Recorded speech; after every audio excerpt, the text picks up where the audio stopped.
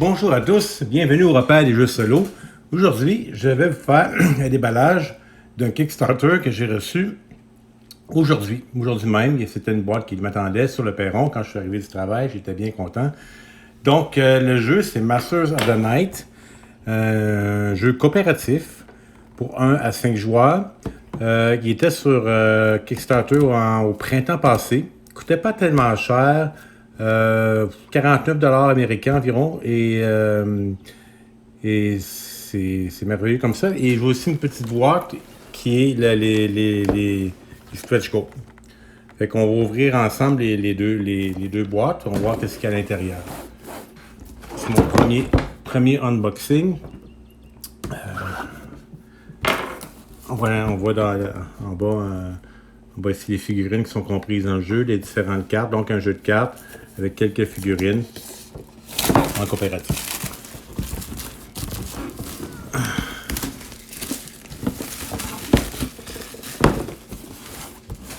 Et voilà, on ouvre.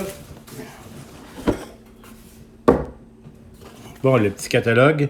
C'est Ares Game qui fait ce jeu, donc un des derniers jeux qui est sorti, Last Aurora. Ares Game qu'on connaît pour Black Rose War.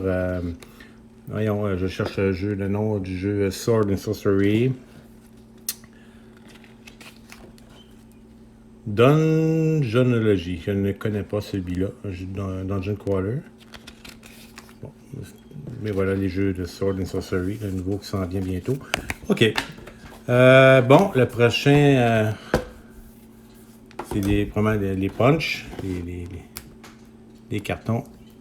Attendez un peu, je vais ouvrir ça.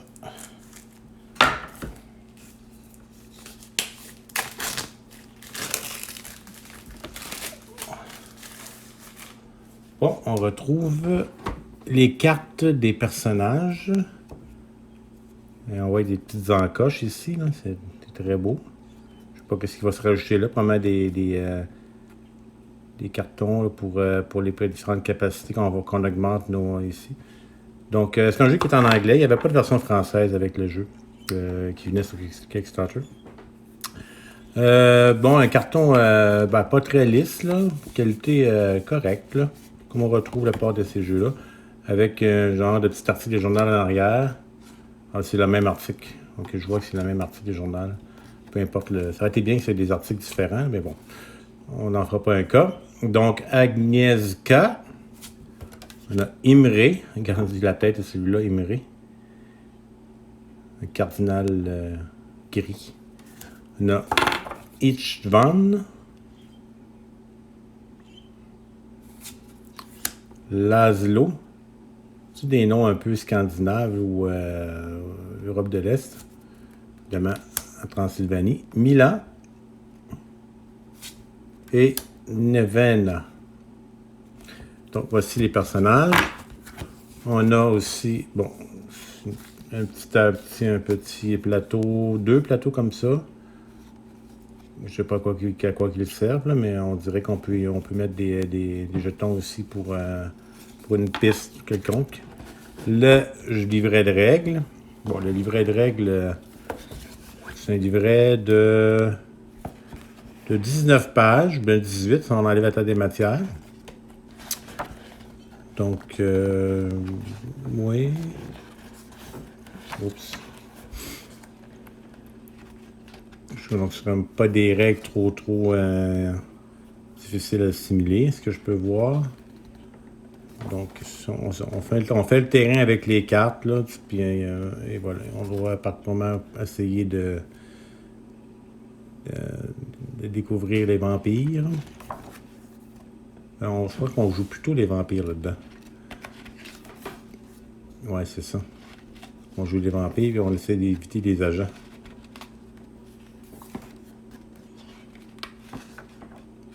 Voilà pour les règles.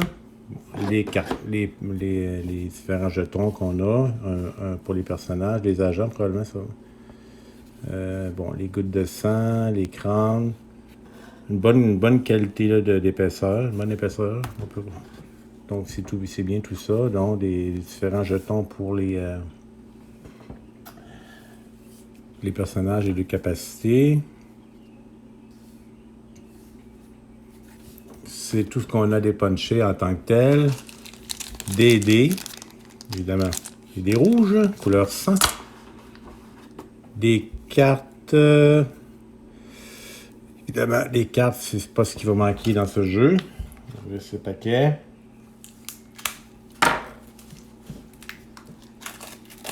Des cartes d'événements.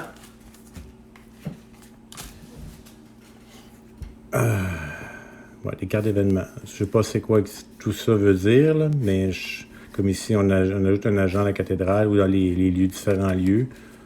On ajoute des agents qui nous recherchent, donc ça va nous compliquer la tâche. OK.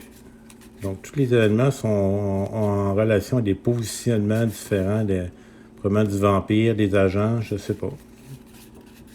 Plusieurs cartes d'événements comme ça. Il y a une bonne... on va être toutes différentes. Ça en fait, comme je pense qu'il y en a 54 cartes d'événements, ce que j'ai pu comprendre. Une qualité de carte normale. Rien de trop extravagant. C'est pas comme c'est pas un jeu qui a coûté extrêmement cher. Je m'attends pas à avoir non plus des cartes tissées avec ouais, les illustrations sont très bonnes, par exemple. Ça, c'est des cartes reliques. Ouais. Qui vont nous aider dans la partie. Par la suite, on a les cartes lieux. Tous les cartons que les cartes. On a la ville. Encore une fois, la même partie du journal en arrière de la carte. La ville, la cathédrale, l'hôtel de ville. Ça, c'est plus épais que les cartes, que les jetons, les punchs. C'est vraiment ça, c'est bon. On a une bonne épaisseur. On pourra les manipuler, les placer sans que... J'espère qu'ils ne chercheront pas changeront pas de forme. Des fois, les cartons, avec un certain temps, ils gondolent. Bon, le parc d'amusement, le musée, la boîte de nuit,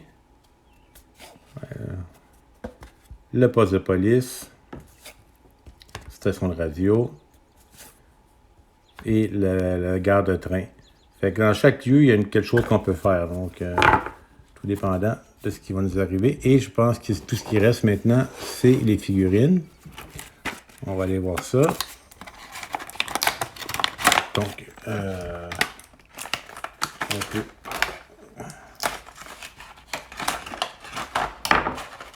les figurines sont comme un gris foncé.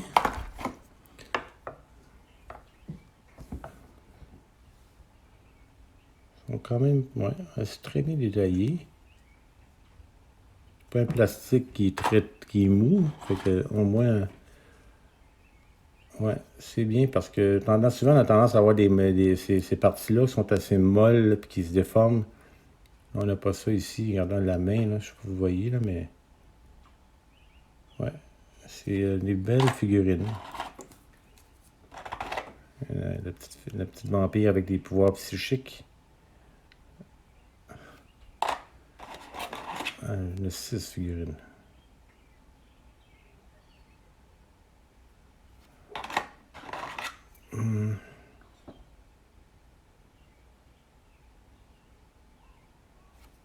Et la dernière, le genre de brut. Et voilà. Donc vous voyez comme on a un beau tray là, pour serrer tous les...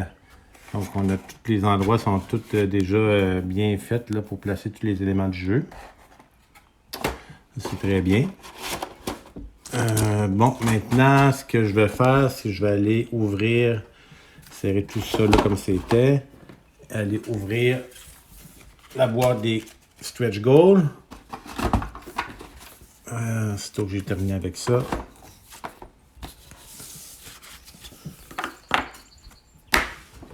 Et voilà.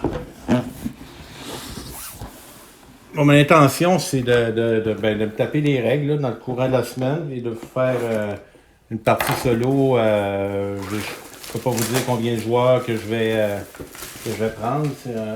J'ai le choix entre 1 et 5 évidemment. Et vous montrer tout ça dans aussi la boîte pour les Stretch Goals. Quand même. The Dark City. Ah, c'est une expansion finalement. Je pensais que c'était des Stretch Goals, mais c'est. Peut-être qu'il y a les deux, là. L'expansion avec les Stretch Goals. OK. Bon, qu'est-ce qu'on retrouve là-dedans? Des figurines, beaucoup, on dirait. Bon, les règles des stories. Master of the Night Stories. Qu'est-ce que c'est? C'est comme une sorte de campagne. Ah, ok, c'est comme une histoire pour les différents personnages. Ok, chaque personnage a son petite histoire. Donc, je cherche une histoire qui nous donne des détails sur le passé du personnage, c'est comprendre ses motivations. C'est bien. On ne voit pas souvent ça dans ce type de jeu-là. Bon, des belles images de... Ouais, les images, les illustrations qu'on peut encadrer. Bon, des petits jetons qui déterminent, ben pas jetons, mais qu'on met sur la base des figurines pour déterminer en quelle faction probablement qu'ils sont. Des jetons rouges ici, probablement pour des points de vie. C'est à voir. On a encore une fois... Oups, des belles pièces de métal. C'est toujours bien d'avoir ça. Oh, c'est merveilleux. Regardez ça.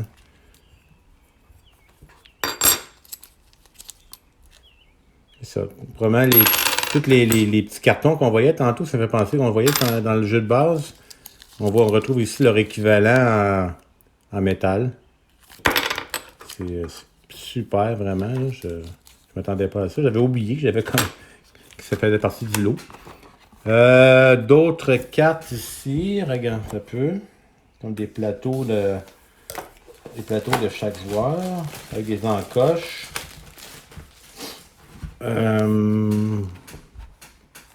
Ouais. Ah, c'est toute la même chose. Ouais, c'est tout. Donc, maintenant que les 5 joueurs, chacun en a un. Ah, peut-être qu'avec l'image qu'on avait tout à l'heure, avec les encoches qu'on voyait, là, si je peux la retrouver. Là. Allez, je vais rouvrir l'autre boîte. Voir si ça s'imbrique ensemble. Je pense bien que ça va être le cas. OK, ouais, c'est ça finalement. Regardez. Et voilà. Ah, ben c'est parfait ça. Ici, il y aurait différents jetons. Je ne sais pas lesquels qu'on va mettre là, mais on voit qu'ils ont bien pensé. C'est parfait. Ça protège en même temps la carte du joueur aussi. Bon, ben ça, c'est les plateaux. Qu'est-ce qu'on a après ça?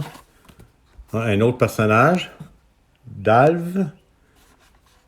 Dalv, qu'est-ce qui vient? Dalv vient avec d'autres lieux. D'autres lieux, là, quelques lieux qu'on retrouve supplémentaires. Des cartes d'événements supplémentaires. Dalv ici. Et plusieurs autres figurines. Alors, il y en a vraiment plusieurs. Plus que dans le jeu de base.